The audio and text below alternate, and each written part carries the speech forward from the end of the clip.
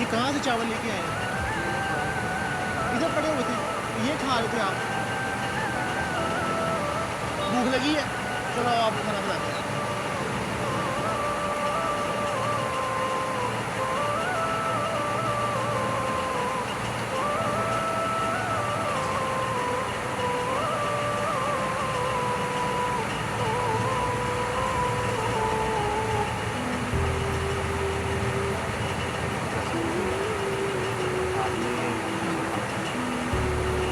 मैं आपको नंबर दूँगा अभी, जब आप पैसे खत्म हो गए आप मुझे कॉल कर देंगे, मैं आपको भिजवा दूँगा।